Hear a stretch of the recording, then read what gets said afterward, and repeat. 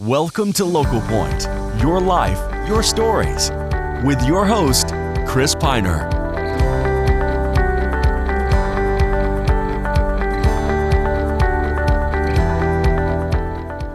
Welcome to Local Point.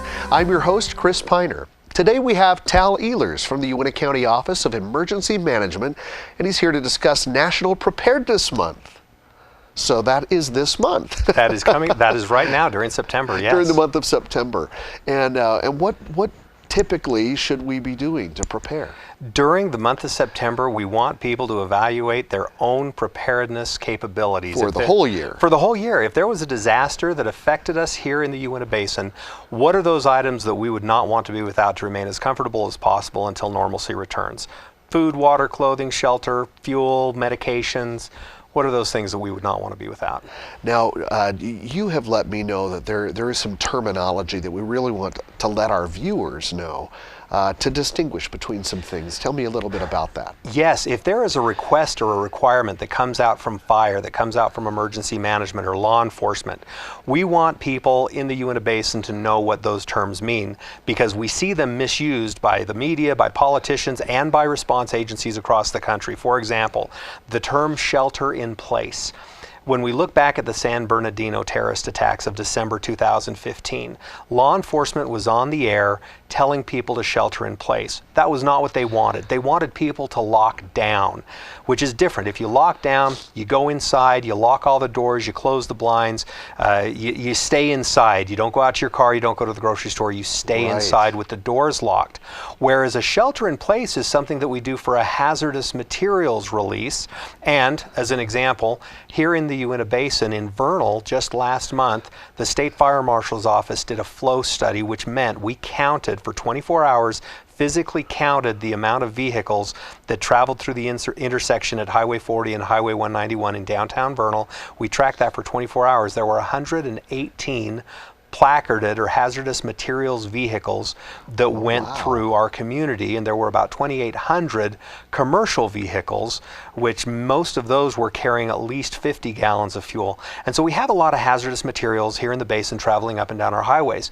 So if there was a hazardous materials spill and there was not time to evacuate, we would want people to shelter in place. But in order to do that, you have to have the materials. We want people to go to the innermost room in their house. We would like them, of course, to have water and bathroom capabilities, but that is where we go inside, we close the doors, we turn off the ventilation system to the home, make sure the doors and the windows are all closed, and then we go to the innermost room, close the doors and windows, and we put plastic up over the doors, over the windows with duct tape, over the ventilation fans, over the light sockets, over the electrical sockets, and we basically hole up. We basically prevent as much of that outside air and contamination from coming into the home as possible. And we may have to stay there for 3, 4, 5, 6 hours until the call comes out. Make sure you take in water, your 72-hour kits, a radio, and a phone for communication. But that is where we want people to shelter in place, to block and to cut themselves off from as much of that hazardous material as possible. Shelter in place is really a protective bubble, right? Yep. Get yourself in there and safe. But remember, you got to have the plastic, you got to have the duct tape, you got to have the radio and the 72-hour kits. Thus, to be able National to Preparedness do it. Month. There you go. Yeah, so get all of those things ready so if that call comes, you can do it. And you can look this stuff up online. There's terrific examples online. If you go to ready.gov, you can look up how to shelter in place and what you need to have. And then you can read the specific requirements for a lockdown. And then the third term that we use is just to shelter. And just shelter. We have a blizzard. It's so bad that not even the plows are going out. Stay inside. Stay inside, hunker down, enjoy the evening, lock your door. Don't lock your door. It doesn't matter because it's a snowy night. Right. But don't go out on the road if you don't have to. Stay inside, stay indoors until that normalcy returns where the roads are opened up and you can safely go out again. And these words may come out just in 10 seconds, also by Code Red. Yes. I wanted you to mention that just briefly. Code Red is a communication system that we have here in the basin. You must sign up on it to receive the notifications, but you can receive them on your cell phone or your email, text, and you can receive emergency notifications specifically to your area if you sign up on Code Red. And you can go to the Vernal, Naples, Roosevelt, Duchesne, Daggett, Uintah, or the tribe websites, and there's information on those websites how to sign up. I've gotten the test codes before, Yeah. so I know it works. Thank you, Tal. When we come back, we're going to talk more about how you can be prepared this September, and stay tuned.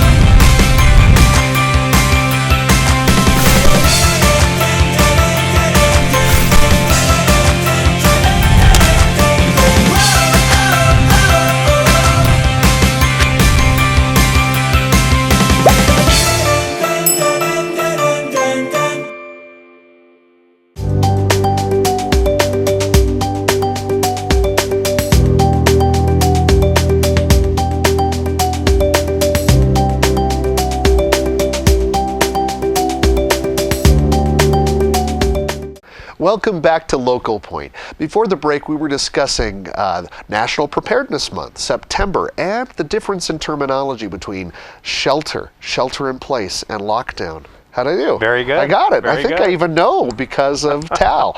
So I'm always glad to have you on the show. You've been coming to Local Point for years, and I always learn new things when you come here.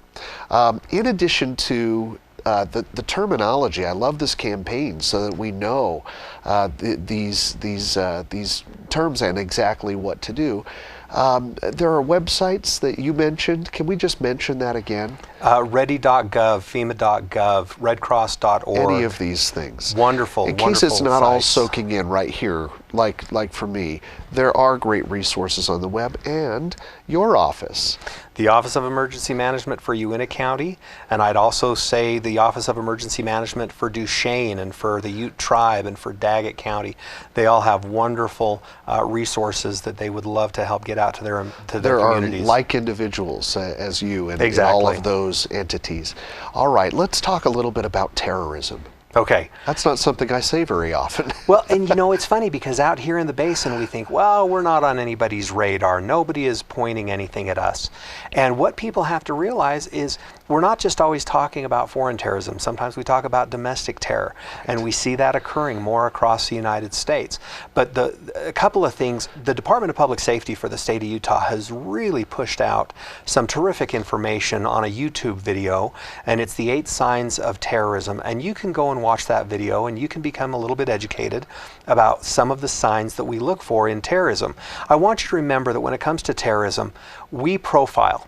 But when I say we profile for activity, we profile for intent, we profile for behavior that seems very, very different than the norm.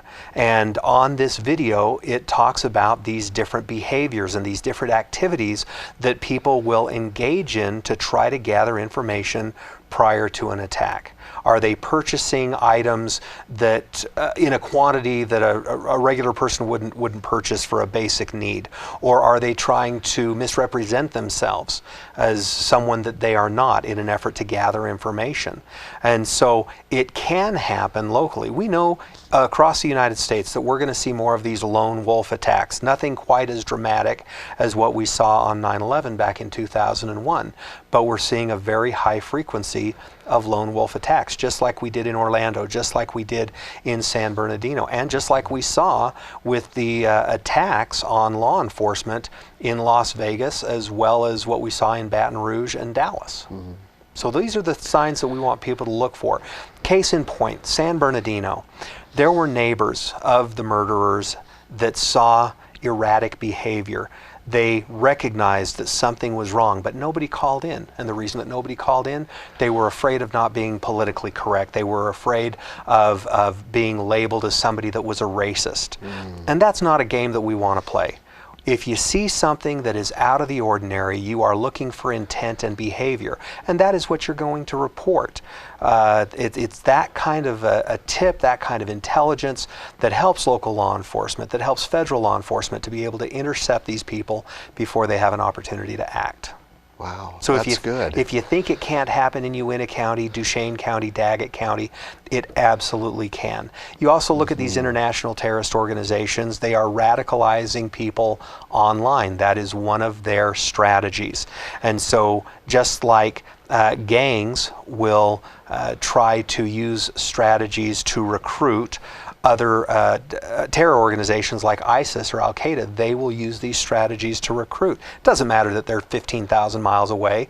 They can still influence people here in the United States regarding terrorism, become an active terrorist in your area. And so these are the kinds of reports that we like to receive so they can be investigated. Well, mention that YouTube clip one more time by name. You can search it for yourself. It was called The 8 Signs of Terrorism, and it's put out by the Utah Department of Public Safety. And everyone should see this. We should all be looking for these signs, because if we could prevent anything from harming our community, our families, our friends, we certainly should do it. I appreciate that, Tal. Even my initial question, let's talk about terrorism, I said a little lighthearted because of the false sense of protection we have here. But what a great reminder. I always love having you on the show. Thank you. Thank you. And thank you for watching Local Point.